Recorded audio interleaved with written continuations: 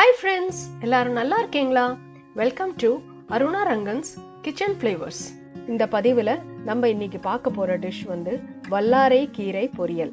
வல்லமை தரும் வல்லாரை அப்படின்னு நம்ம கேள்விப்பட்டிருக்கோம். உடல்ல உண்டாகும் ஆரோக்கிய குறைபாடுகள் அனைத்துக்குமே மருந்து இருக்கு. அதில் ஞாபக மருதியும் உண்டு. மருத்துவ மூலிகை பொருட்களில் ஒன்றுதான் இந்த வல்லாரை.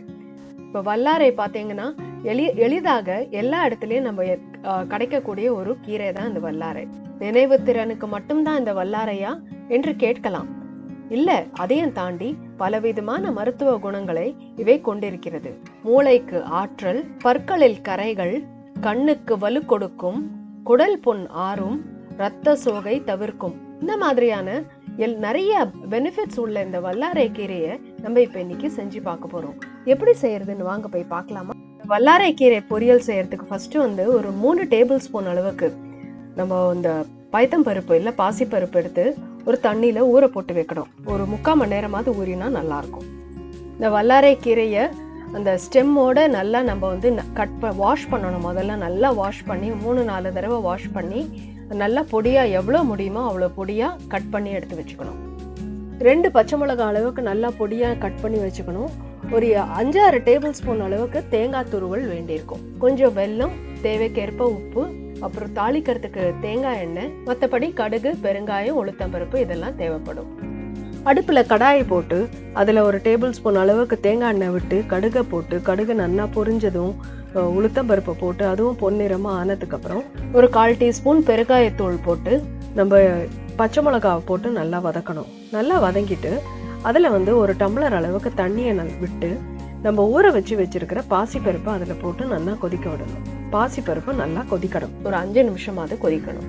இப்போ நல்லா பருப்பு கொதிச்சாச்சு, நல்லா வேகவும் செஞ்சாச்சு. ஃபுல்லா நல்லா குழஞ்சி வேகக்கூடாது, நெத்துன்னு தெரியிற அளவுக்கு இருக்கணும். அதை கையில் எடுத்து பார்த்தா அதை நசுக்கிட்டீங்கன்னா நல்லா மசியணும்.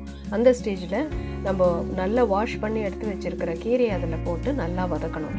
கீரை பார்த்தீங்கன்னா அந்த கடாய் ஃபுல்லாக இருக்குது. நம்ம வதக்கும் போது பார்த்தா ஃபுல்லாக இருக்குது. நேரம் ஆக ஆக பார்த்தீங்கன்னா ரொம்ப கொஞ்சமாயிடும். அது குவான்டிட்டி கொஞ்சம் ஆகிறதுக்காக வேண்டி தான் நம்ம வந்து பாசிப்பருப்பும் அதில் போடுறோம். நல்லா போட்டு அதை வதங்கி நல்லா கம்மியாக ஆற அளவுக்கு இந்த கீரையும் நல்லா வேகணும். அது வரைக்கும் நல்லா வதக்கிட்டே இருக்கணும். நல்லா வதங்க தண்ணி கொஞ்சம் கம்மியாகிற மாதிரி ஃபீல் பண்ணினீங்கன்னா ஒரு 1/4 டம்ளர் அளவுக்கு திருப்பி தண்ணி அதில் விட்டு நல்லா திருப்பி வதக்கலாம். ஏன்னா இந்த வல்லாரை கீரை வந்து வேகிறதுக்கு கொஞ்சம் டைம் எடுக்கும். அதனால வந்து இந்த போட்டு ஒரு அட்லீஸ்ட் ஒரு 10 மினிட்ஸாவது நல்லா அதை வேக விடணும். நல்லா ஓரளவுக்கு வெந்தாச்சு, நல்லா சாஃப்டாக ஆயிடுச்சு அந்த பருப்பும் சரி இந்த கீரையும் சரி. இப்போ வந்து இதில் வந்து ஒரு 1/4 டீஸ்பூன் அளவுக்கு ஜீரகம் போட்டு அதுக்கு தேவைக்கேற்ப உப்பையும் போட்டு திருப்பி நல்லா கலரி விடலாம். இந்த வல்லாரை கீரைக்கே ஒரு கசப்பு தன்மை உண்டு. அந்த கசப்பு தன்மை போக்கணும்னா கொஞ்சம் வெல்லம் சேர்க்கலாம். அதே மாதிரி ஒரு 5-6 டேபிள் ஸ்பூன் அளவுக்கு கண்டிப்பாக தேங்காய் போட்டால் இந்த வல்லாரை கீரை பொரியல் வந்து ரொம்ப சுவையாக இருக்கும். இது எல்லாத்தையும் போட்டு இந்த நல்லா வதக்கியாச்சுன்னா நம்ம வல்லாரை கீரை பொரியல் ரெடி. இந்த பொரியலுக்கு வந்து விருப்பப்படுறவங்க வெங்காயம் கூட சேர்த்து முதலையே இந்த பச்சை மிளகாய் போடுறோம் இல்லையா, அந்த ஸ்டேஜில் வெங்காயம் போட்டு நல்லா வதக்கிட்டு அப்புறமா மற்ற ஐட்டம்ஸ் எல்லாம் ஃபாலோ பண்ணலாம். இதே மெத்தட் ஃபாலோ பண்ணினா அகத்திக்கீரை பொரியல் கூட செய்யலாம். அது வந்து அதுவும் உடம்புக்கு ரொம்ப நல்லது. இந்த வல்லாரை கீரை பொரியலை கண்டிப்பா நீங்களும் செஞ்சு பாருங்க. அதோட ஹெல்த் பெனிஃபிட்ஸ் எல்லாமே என்ஜாய் பண்ணுங்க. வளரும் குழந்தைகளுக்கு வாரம் 2 முறையாவது வல்லாரை கீரையை உணவில் சேர்த்து வந்தால் நினைவாற்றல் மிகுந்த மூளைக்காரராக வளர்வார்கள் என்பதில் சந்தேகமே இல்லை. இந்த வல்லாரை கீரையோட பெனிஃபிட்ஸ் வந்து எக்கச்சக்கமா இருக்கு. இந்த ஒரு வீடியோல கண்டிப்பா அது போராது. கூகுள் பண்ணி பாருங்க, உங்களுக்கு அந்த வல்லாரை கீரையோட பெனிஃபிட்ஸ் என்னென்னலாம் இருக்குங்கிறது கண்டிப்பா தெரியும். கண்டிப்பா இதை ரெகுலரா உங்க உணவுல இதை சேர்த்துக்கங்க. வயதான காலத்துக்கு பிறகு மறதி நோய் வரும் வாய்ப்பு கண்டிப்பா குறையும். இந்த வல்லாரையை இனிமேல் தவிர்க்காமல் சாப்பிட பழகுங்க.